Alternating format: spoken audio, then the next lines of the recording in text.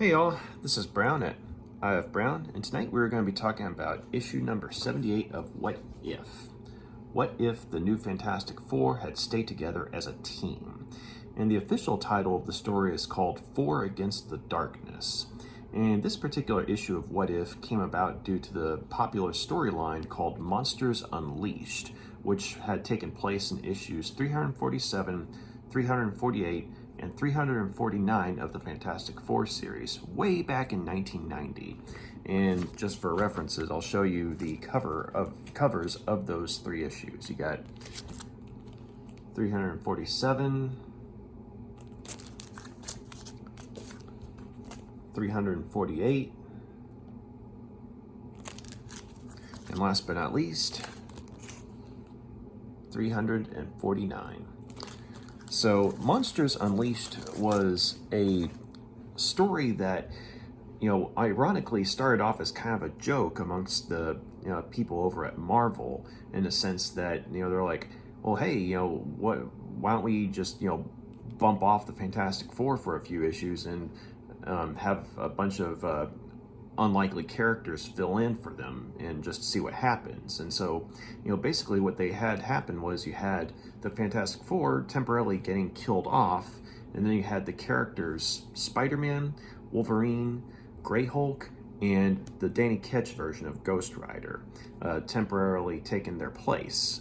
And so it was something that on paper should have just been ridiculous, and in theory it was, but it turned out to be one of the most fondly regarded stories of the Fantastic Four that came out of the 90s.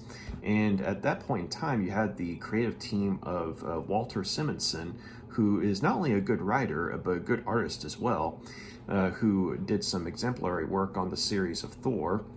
And you had artist Art Adams, or Arthur Adams, who, amongst other things, was the guy who did the artwork for the Anna City written miniseries Longshot. And Longshot in turn would go on to be a member of the X-Men for a short period of time, but that was a really cool miniseries. And so if you want to see some good Art Adams artwork, check that miniseries out. So anyway, though, with Walter Simonson doing the writing and Arthur Adams doing the art, you had a really cool story that it was both written well and it looked amazing. And it was just straight up fun too. And it poked fun at the idea of, this, ridiculous, grouping of, four, very different characters being thrown together as a team. But it also managed to, stay true to the characters as well. And, you saw, how each of them got a moment to shine. And also, you had certain concepts that were, further explored, such as, the denizens of Monster Isle, as well as, say, interactions with the Mole Man and his subhumanoids, or the Mole People. And also, while the majority of the focus was on this new version of the Fantastic Four, once the Fantastic Four came back, they came back in style. And Reed Richards, also pulled off a rather cool moment as well and helped to save the day. And so it was a really good story. And oftentimes, this idea of these particular characters, staying on as the Fantastic Four has been explored a few times, namely in the series of What If. And if I remember correctly, this particular issue of What If was the first time that particular concept was explored. And so as the What If series was initially formatted, the character of the Watcher, who, if I remember correctly, was introduced in, I think it was a series called Tales to Astonish, and then he went on to be a pretty big player in the Fantastic Four series way back in the day. The Watcher would be observing multiple realities, wherein certain events that occurred in the mainstream Marvel universe transpired differently in other realities. And so you had in the original What If series, you had some classic stories such as what if Conan the Barbarian had walked in the world of today, which was in the 1970s, and that was a really cool story.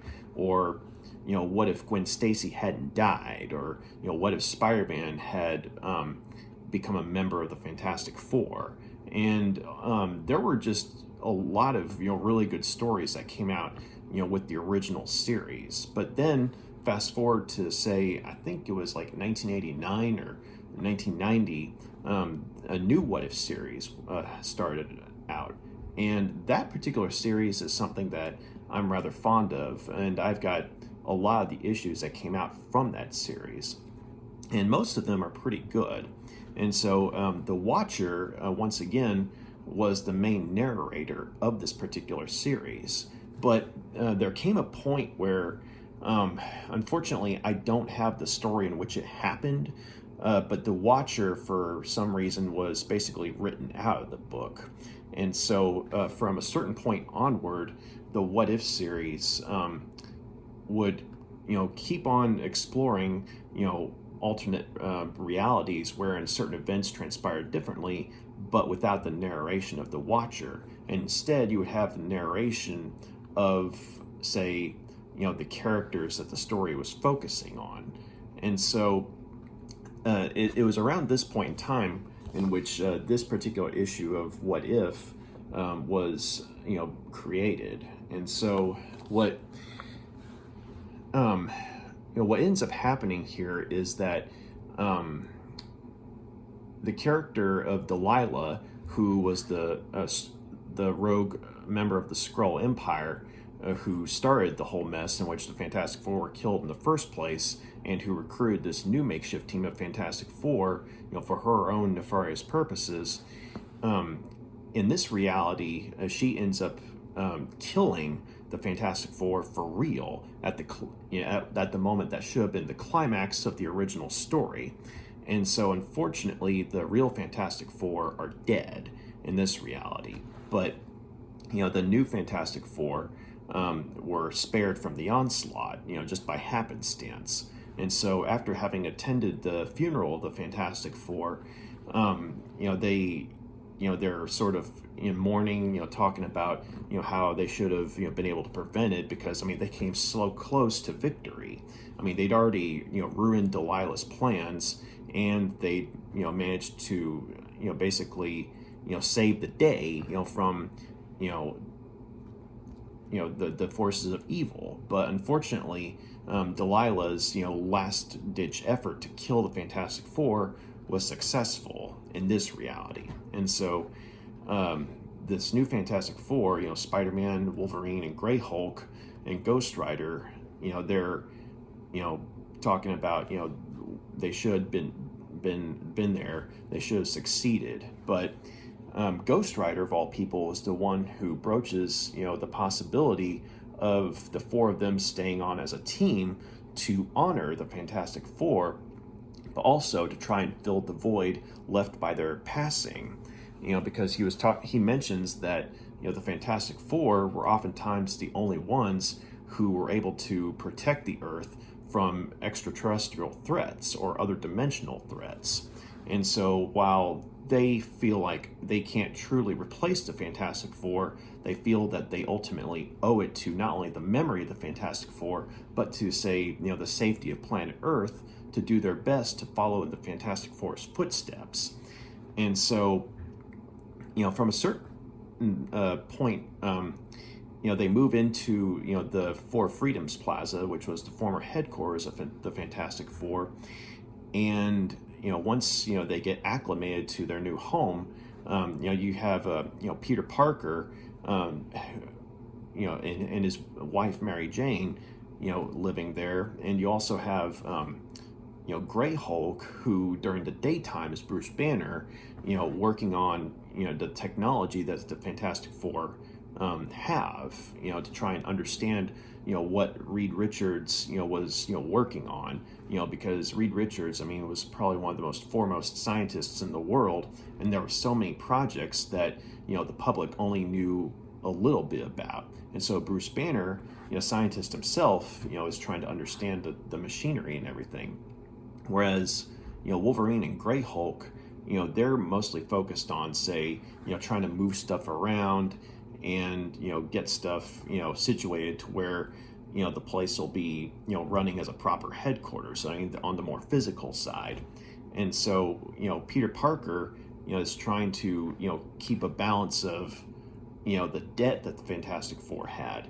And so, he and Mary Jane, they basically, try to, come up with, say, a more financially, feasible way to, run the team, as it were. And so, Ghost Rider, on the other hand, in the form of Danny Ketch, he does his level best to pitch in, because bear in mind, at this point in time, Danny Ketch is a young man. I believe he was like 18 or 19 at the time. And, basically, he offers whatever input he can. And on the other hand, he's probably at his best, when he's helping the team out in combat as Ghost Rider. Excuse me. And so, when this new Fantastic Four, once they, get their rhythm going, they actually do manage to have some initial successes in the early part of their career. And, they take out, on one hand, they take out some classic foes of the Fantastic Four, such as the Super Skrull or Annihilus, and I believe that was the name of the character. But they also take out, some classic foes of Spider-Man, namely the Sinister Six, or I should say the newly formed Sinister Six, which, at this point in time, at the point in time in which the story was supposed to take place, the newly reformed Sinister Six was made up of the characters of Dr. Octopus, Vulture, Mysterio, Electro, and let's see, who else was there? Hobgoblin and Sandman. And so that particular group of the Sinister Six would plague Spider-Man in his own books, more than once. But in this reality, because Spider-Man's running with a team, they make short work of the Sinister Six. And so they had these initial early successes, and the world is actually starting to take this new Fantastic Four team seriously. And amongst other people, watching the team's progress is Doctor Doom, who is paying very close attention from the shadows of Latveria. But in the meantime, though, when they're not fighting bad guys, they're trying to, basically put their heads together and work together as a team in terms of, say, figuring out, solutions to the financial problems that are left from, say, unpaid bills and what have you. And this is something that, bores all four of them, because on one hand you have, Grey Hulk and Wolverine, who are basically, heavy hitters and thrive on combat. And Grey Hulk especially is more of a mercenary, compared to, say, the other team members. Like, he doesn't like doing things, heroically unless he's getting paid for it, that kind of thing. And so, you kind of have them butting heads here and there, and you have Spider-Man, trying to, tell them that, the reason that the Fantastic Four succeeded in the first place was because they worked things out together as a family, which, Grey Hulk thinks is hilarious, because the four of them are not a family. But Wolverine, he chimes in and tells them that, hey, a team is important, and a team hangs together or they fall apart. And Grey Hulk's like, well, what are you doing? Running away. What are you doing away from your team, meaning the X-Men? And so Wolverine says, that's my business, not yours. And so Danny Ketch, he and Mary Jane, they try and help the team out in different ways as well. And, Danny Ketch chimes in, on a few points, but Mary Jane, while she's, exploring a certain part of the building one day, she ends up getting ambushed. And it turns out that it's, the Super Skrull and Annihilus who are working together. Whereas, this new team had taken them out individually, they decided to team up and, sneak attack the headquarters.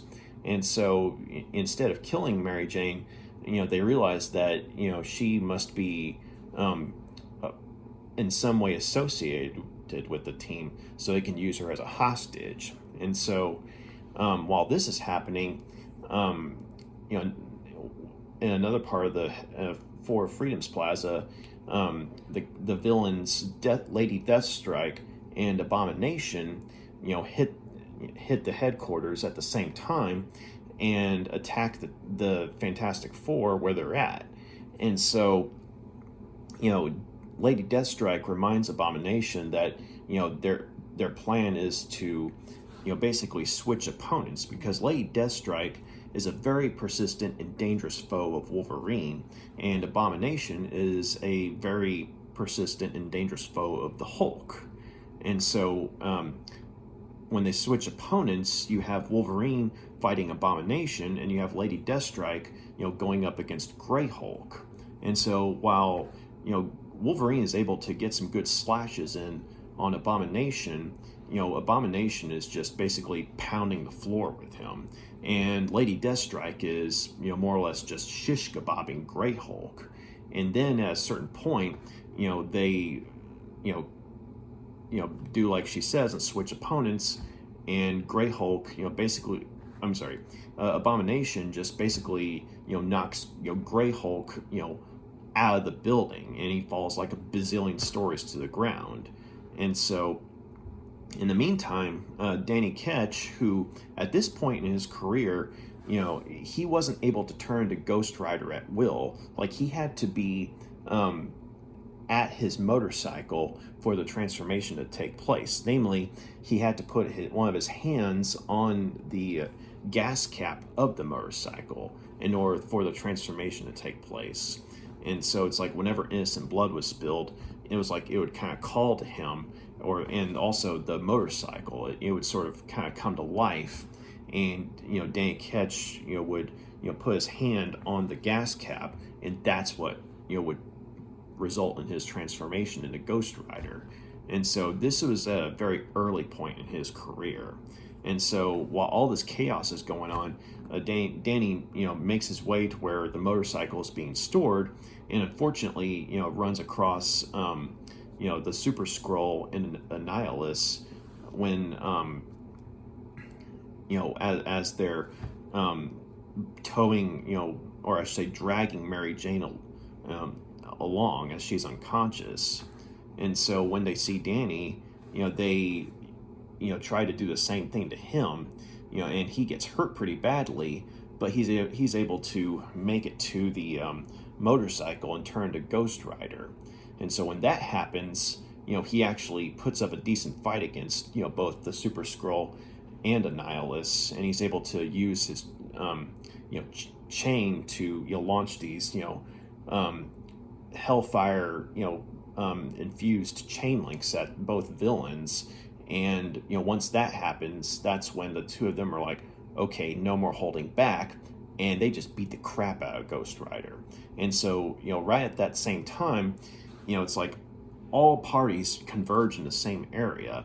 And so you have Annihilus and Super Skrull and Lady Deathstrike and Abomination basically realizing that hey, we both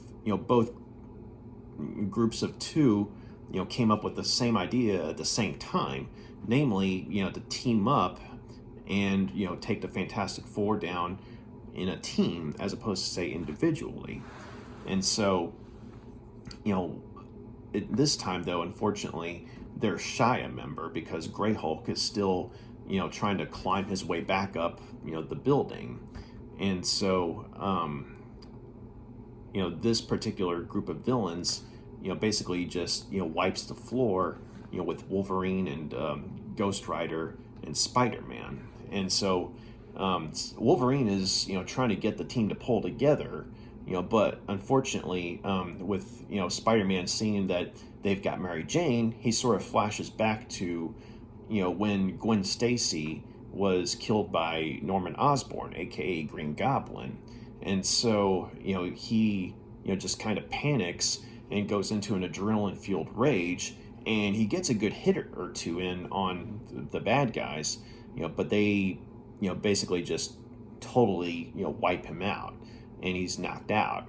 And Wolverine ends up getting blasted by a nihilist to a point where, he's rendered unconscious. And, Ghost Rider, he's getting his ass kicked. And so, the three of them are basically just at the villain's mercy. And it's right at that point that Grey Hulk finally is able to, climb, back into the building, exactly where the, fight was taking place. And, he's all, okay, guys, payback time. But then, he sees that his team's out, and then, it's all four of these villains focusing on him. And he's like, oh, crap. And once again, he gets, knocked out of the building. Except this time, he's, basically hit with a combined assault to where, he not only falls a bazillion stories again, but, but the impact, of, their powers and, their, strengths and everything are enough to, take him out of the picture.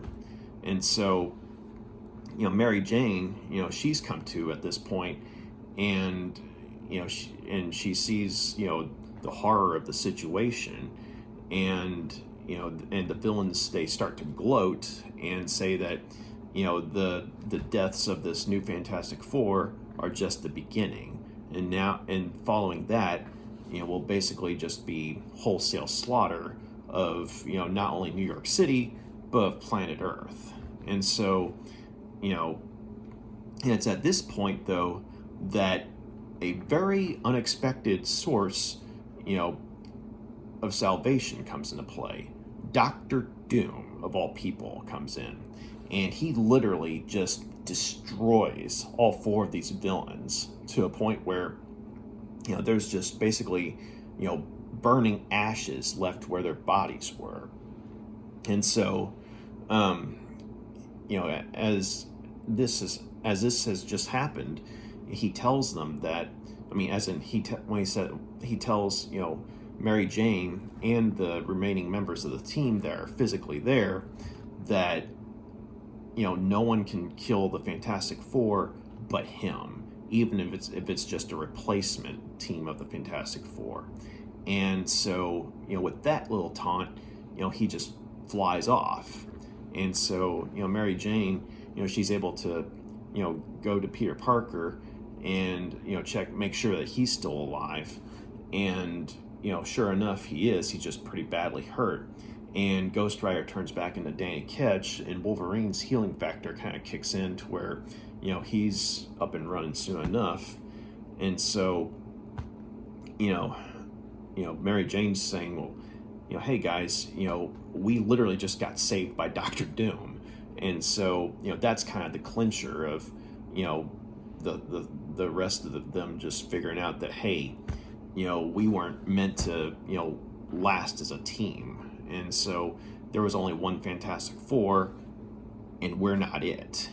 And so at that point, they're kind of like, well, wait a minute, hey, where's Banner, or Grey Hulk? And so it cuts to, the spot, the impact of, where he fell a second time, and you see this, little, that hurt, coming from the ground, or you see the impact, but you see Grey Hulk's words coming out of there saying that hurt.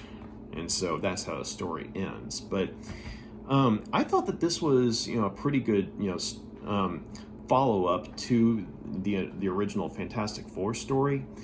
And I thought that, much like the original source material, it flowed at a pretty good pace. It was fun, it was entertaining, and it was, once again, much like the source material, ridiculous on paper, but also turned out to be a good story. But, the writer, Chuck Dixon, who, yes, is a very good writer of comics. Amongst other things, he had a very good run on the Batman book Detective Comics over at DC. And also I believe he wrote some really good Punisher stories as well.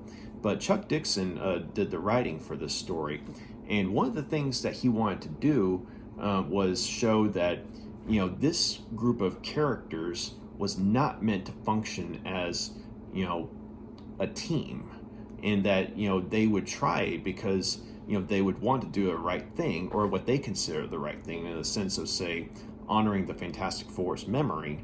And they would probably, have some initial early successes, but that, run of luck would not last, and they would inevitably, break apart, for one reason or another. And so, sure enough, Chuck Dixon actually, shows, a version of how he thought that would happen. And, all things considered, it's a pretty believable version, considering, where each of these characters are supposed to be at this point in time.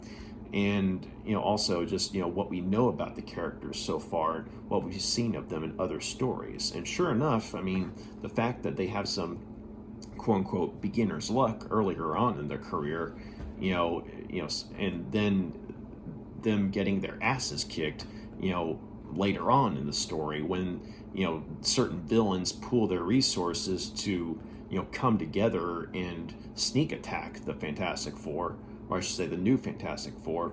I mean, it's unfortunate that they get their asses kicked, but it's believable that they did in this reality.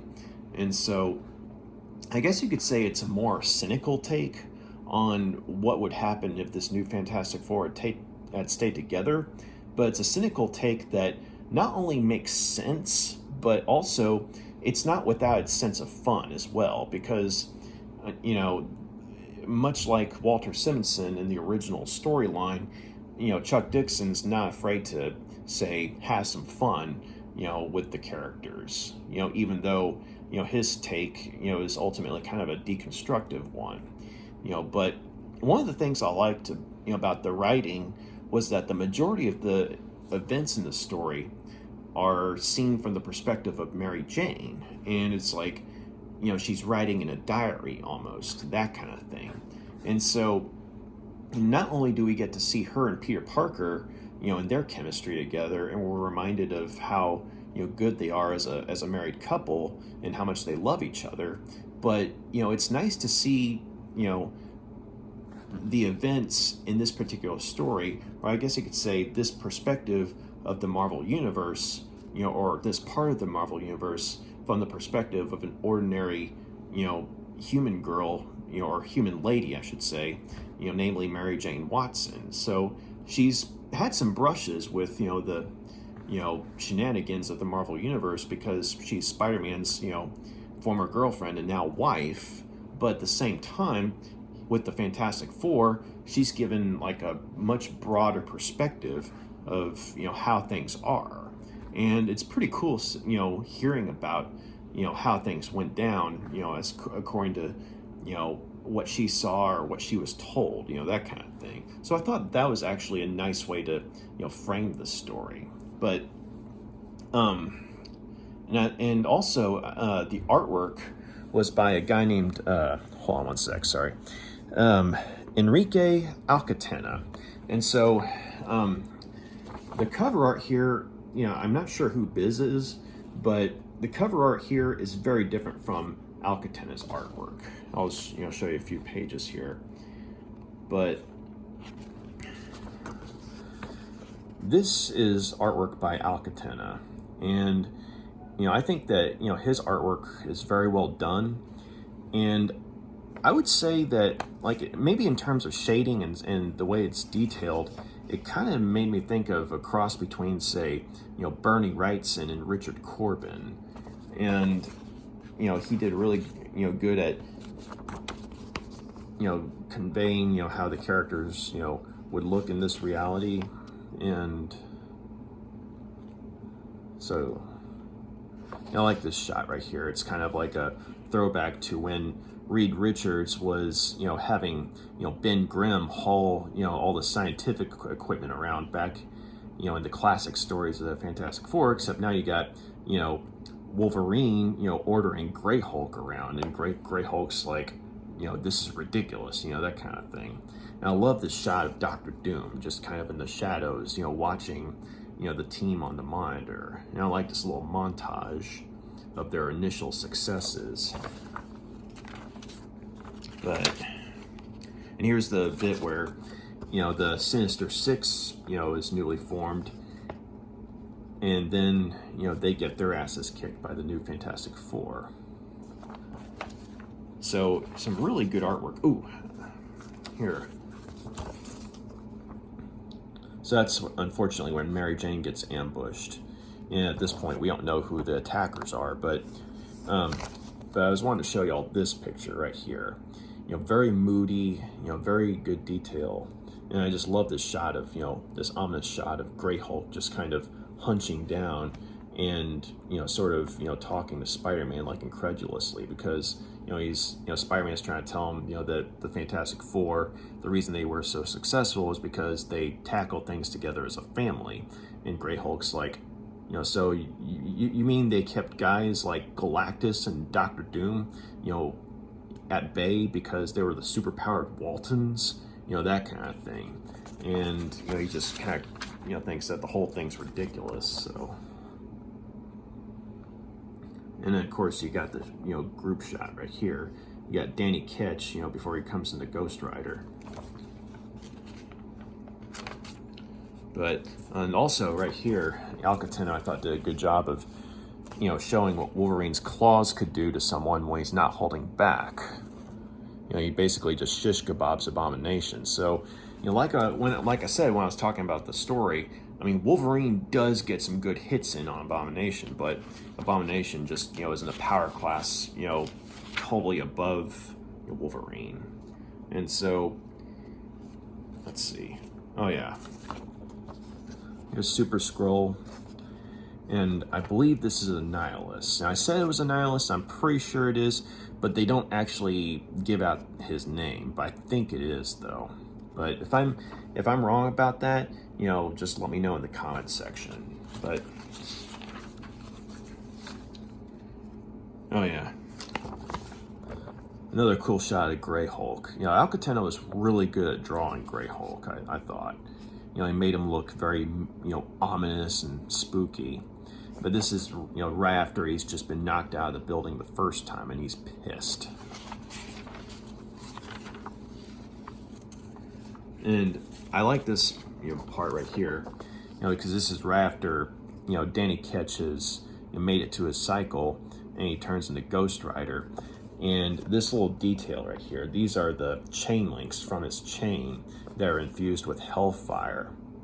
And this is, I like the consistency of this, because it was like the creative team, Chuck Dixon and Alcatena, they remembered that, at this point in time in the Ghost Rider series, that Danny Ketch, as Ghost Rider, or I should say the Danny Ketch version of Ghost Rider, one of the things that he could do, or that the creative teams of, say, like Howard Mackie and Javier Saltorez and Mark Texeria, one of the cool things they had this particular Ghost Rider do was use, the chain to, make these sort of like shurikens out of the chain links, and they would just basically, slice through, the whatever enemies he was going after. So against villains like, say, Super Skrull and Annihilus, I mean, they actually do manage to do some damage, but it's at that point that they decide, okay, no more playing around, we're taking them out.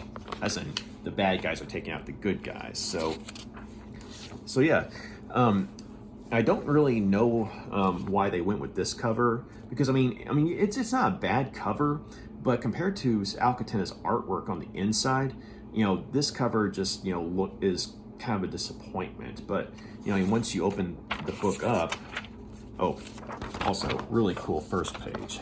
Sorry, really cool first page right here. It's the funeral of the original Fantastic Four. Kind of a solemn picture there. But yeah, so Alcatena's artwork, was very well done. And like I said, I feel like it's sort of a combination of, the style of, say, like Richard Corbin and Bernie Wrightson, if they were fused together.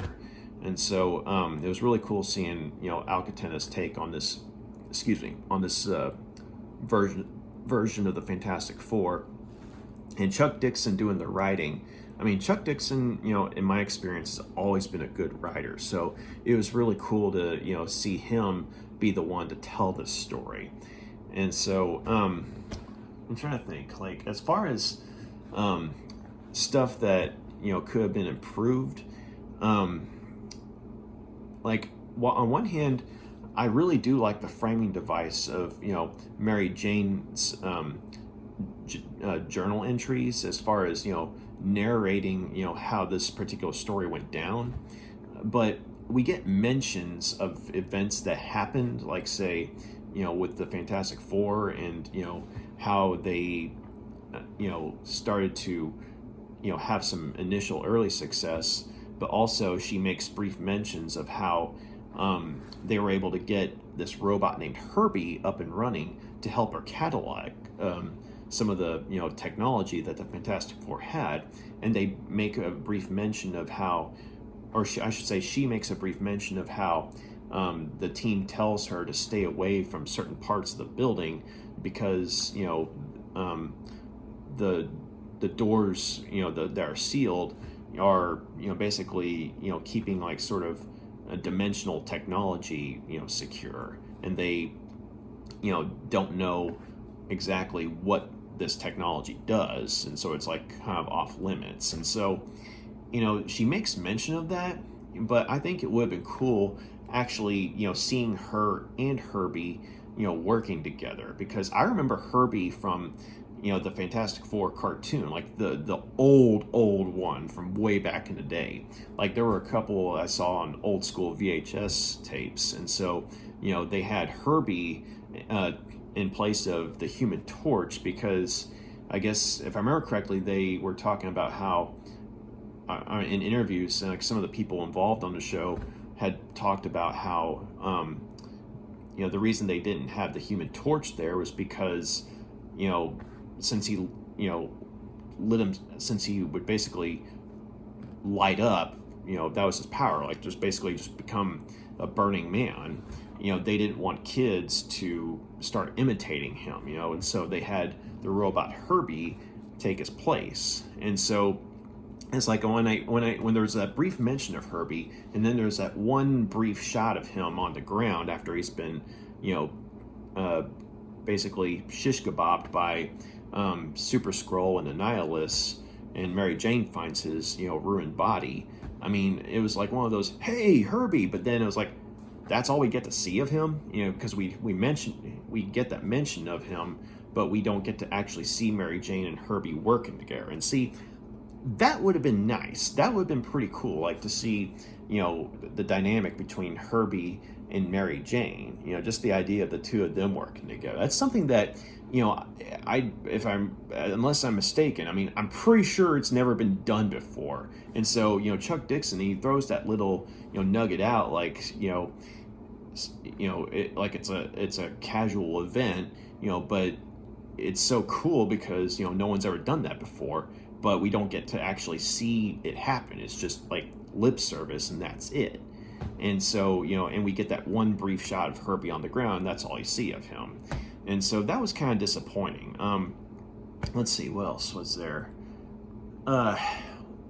While I did like, the sort of montage, plot device of, say, showing their early successes, and we do get that, really cool 2-page, bit where they take out the Sinister Six. I mean, and I liked how they kept it consistent in terms of how the Sinister Six looked at the time. So I did like that, but it would have been cool to see more moments like that. Say, for instance, if, like, they'd gone up against some of the other Fantastic Four foes, or maybe some of Wolverine's foes or Ghost Rider's foes or something like that. And but it's just like, it's not too much of a problem because you get the basic idea, and we have sort of a better idea of how such fights might have went down with that brief bit with the Sinister Six. But other than that montage bit with some of the other villains, you get to see how these battles went down, and that would have been fun to see. Like maybe a few more 2-page bits with certain villains. But I guess the other thing is, because the majority of the story is from the perspective of Mary Jane. I guess, we kind of miss out on, how, the characters of, say, like Danny Ketch or Wolverine or Grey Hulk even. I mean, yeah, they talk about, certain things that are going on, at this point in time, as members of the team.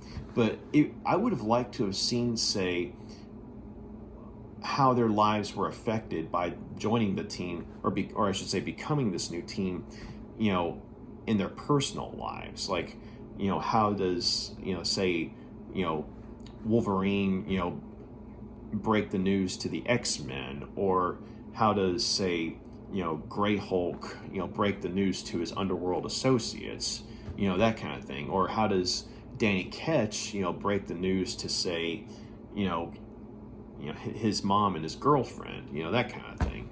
I mean, it's really strange because, as I mentioned before, as you get older, and you read these stories, or sometimes even reread them, you start thinking about some of these things and just how much, certain stories could have improved had we gotten, say, more of a glimpse into certain characters' personal lives, in terms of, say, how,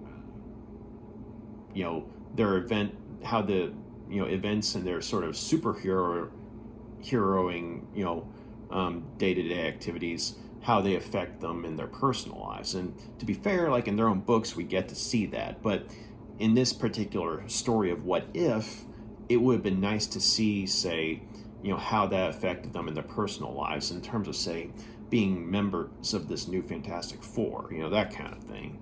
And so while we do get a unique perspective from Mary Jane, and we do have some, very nice moments with her and Peter Parker, as, husband and wife and what have you, and we have those moments of, ordinary humanity between the two of them, and we do get little bits where, Wolverine and Grey Hulk sort of banter with one another because they're kind of frenemies.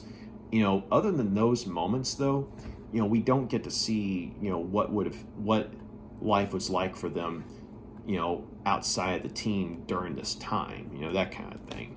And so, also, while I do appreciate, the unique solution, to, the villains in the story, namely Doctor Doom randomly coming in and just, literally blowing them to smithereens because he doesn't want anyone else to destroy the Fantastic Four but himself. I mean, that's in character. That's something that Doom would probably do. But, and we do get that really cool shot that I showed y'all where, Alcatena drew, a Doctor Doom just kind of in the shadows of Latveria, watching, the progress of the team. I mean, that was a cool shot. But it would have been cool to see, say, how certain other, antagonists of these characters,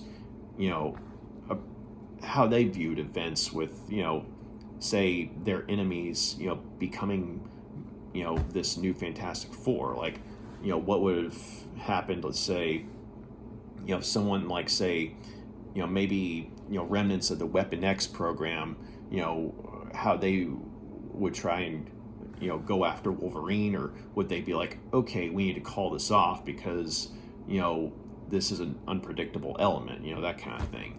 Or say, someone like Death Watch, would he change his plans in terms of, say, Ghost Rider's involvement with the Fantastic Four, that kind of thing.